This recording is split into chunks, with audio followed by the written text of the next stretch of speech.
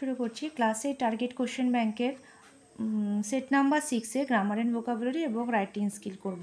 তো দেখো এখানে 3 নম্বরে বলছে এ fill in the blanks with article and preposition. আর্টিকেলের প্রিপোজিশন দিয়ে আপনাকে ফিল করতে বলেছে।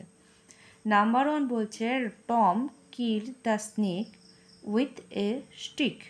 উইথ এর জন্য ইউজ হলো কেননা এটা একটি ইনস্ট্রুমেন্ট বা কোনো জিনিস দিয়ে এরা আঘাত করছে, কোনো কিছুর নিজে করছে না, যেহেতু অন্য কিছুর দ্বারা সেখানে তারা আঘাত করছে, সেই জন্য এখানে উইথ হলো।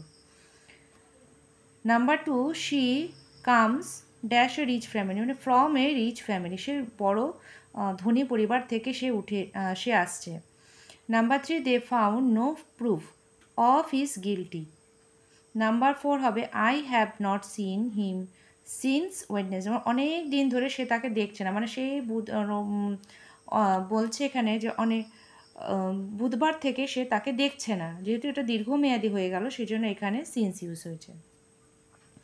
নাম্বার 8 বলছে ডুয়েস direct I want your camera I want to take photograph. এটা বলেছে জয়েন উইথ ইনফিনিটিভ, তাহলে লিখতে পারি আমরা I want your camera to take a photograph. সেখানে আই ওয়ান্ট পরের যে আছে বাক্যটা এটা উঠে যাবে। Number 2 England was ruled by a king. এটা বলেছে চেঞ্জ দ্য ভয়েস, তাহলে আমাদের শেষের পোর্শনটা আগে চলে আসবে, আগে এ কিং, তারপরে এটা হচ্ছে রুলড, এখানে ওয়াজটা থাকবে না, রুলড হয়ে গেল, রুলড ইংল্যান্ড।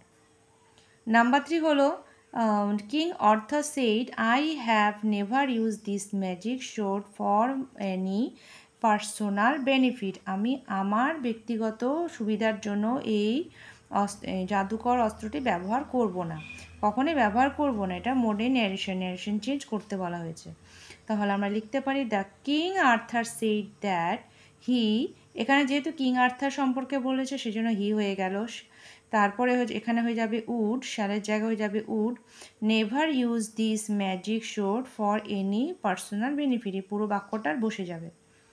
নাম্বার 4 বলছে walking in the morning is a good health, আর underline the face and name.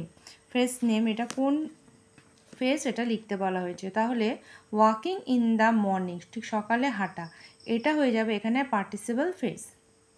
Number 5 he did not work he did not slip, এটা নর বা নাইদার ইউজ করে লিখতে বলা হয়েছে, তাহলে লিখবো আমরা হি নাইদার ওয়ার্ক নর স্লিপড। হলো, তো এ হয়ে গেল আমাদের গ্রামার অ্যান্ড ভোকাবুলারি পোর্শন। এখন চলে আসছি আমরা রাইটিং স্কিলে। রাইটিং স্কিলে 4 নম্বরে দেখো বলেছে এখানে স্টোরি লিখতে বলেছে। অ্যান আনহ্যাপি ফার্মার, একজন খুশি কৃষক ছিলেন। সন আইডেল, তার আদর্শ ছেলে। উড নট ওয়ার্ক, কাজ করতো না। Death nearing up to the farmer, ফার্মারের মৃত্যুদিন এগিয়ে আসছিল। ওয়ারিড অ্যাবাউট সনস ফিউচার, ছেলেদের ভবিষ্যৎ নিয়ে খুব চিন্তাশীল ছিলেন। Told of hidden treasure in the field, তার ক্ষেতের মধ্যে একটি লুকোনো সম্পদ ছিল। টয়েলড হার্ড, তাদেরকে বলা করলো তারা অনেক কঠোর পরিশ্রম করলো। ফাউন্ড নো ট্রেজার, কিন্তু তারা কোনো অর্থ পেল না। শোড সি, তারপর তারা বিচন ফেললো। তারপরে কি হচ্ছে রিচ ক্রপস গ্রিউ, অনেক কি দানা শস্য উঠলো। সন্স হ্যাপি, তারা ছেলেরা খুশি হয়ে গেল। Understood the outcome of labour, পরিশ্রমের ফলে কি হতে পারে সেটা তারা বুঝতে পারলো। Understand the meaning of father's word, তারা বাবার অর্থটা বুঝলো, বাবা কি বলতে চেয়েছে। তো দেখে নাও আমাদের স্টোরিটা কি করে লিখবো আমরা। কোনো স্টোরি লিখতে গেলে তার তো আমাদের হেডিং দিতে হবে, তার সঙ্গে কিন্তু আমাদের মোরালও দিতে হবে। তাহলে আমাদের হেডিংটা হলো the farmer and the ideal son, কৃষক এবং তার আদর্শ পুত্র। তাহলে এখন আমরা পড়ি।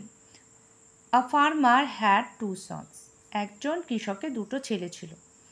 দে ওয়্যার লেজি, তারা খুব অলস ছিল। They would not do any work, তারা কোনো কাজ করতো না। দ্য ফার্মার ফেল, ফার্মার ভাবতো যে that his end was drawing near, তার মৃত্যু সামনের দিকে চলে আসছে।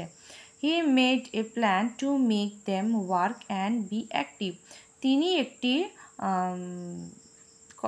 করলেন, একটা পরিকল্পনা করলেন তাদেরকে কাজ করানোর জন্য এবং একটু সক্রিয় হওয়ার জন্য। তিনি বললেন কি মাই সন, আমার ছেলেরা, said the father to his idle sons, তিনি সেই বাবা তার 2 ছেলেকে ডাকলেন। I have laid a treasure in my land, আমি আমার জমিতে কিছু সম্পদ লুকিয়ে রেখেছি। ডিড দ্য ফিল্ড, সেই মাটি খোঁড়ো, মাটিটা খোদাই করো, and you will find it, এবং তোমরা সেটা পাবে। The farmer died a few days later, তারপরে কয়েকদিন বাদে সেই ফার্মার তো মারা গেল, সেই কৃষক। The sons rush to that field and dug up all the land, সেই ছেলেরা পুরো মাঠটায় তারা মাটি খুঁড়লো এবং পুরোটাই খনন করলো, কিন্তু কোথাও কিছু পেল না। But they did not find the treasure, কিন্তু তার কোনো সম্পত্তি পেল না। Why should we leave the field all dug up, কেন আমরা পুরো মাঠটাই কী করলাম, খোদাই করলাম, গর্ত করলাম। সেই দ্য সন্স অ্যামং দেমসে, তারা নিজেদের মধ্যে নিজেরাই কথা বলা বলি করছিল। We must sow some seeds here, তাহলে আমরা এখানে কিছু বিচনও ফেলে দিই। দে ডিড সো, তারা এটাও করলো। ইন ডিউ কোর্স, কিছুদিন বাদে গোল্ডেন কর্ন কেম আপ, তাদের সোনালি রঙের শস্য তারা বেরিয়ে আসলো।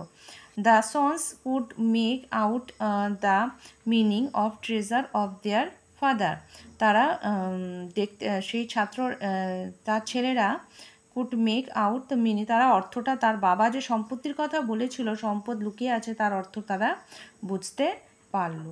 তো হয়ে গেল আমাদের স্টোরি। এর মোরালটা কি হবে? Sweets are the fruits of labour, ফলের যে মিষ্টতা তা কঠোর পরিশ্রমের দ্বারাই আসে।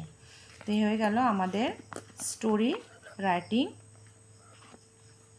এটি অ্যাবাভ 80 ওয়ার্ডসেরও বেশি আছে, এটা 9-10 স্টুডেন্টসও এটা লিখে নিতে পারবে। তো আজ রাখছি এ পর্যন্তই, পরের ভিডিও নিয়ে আবার পরে আসবো।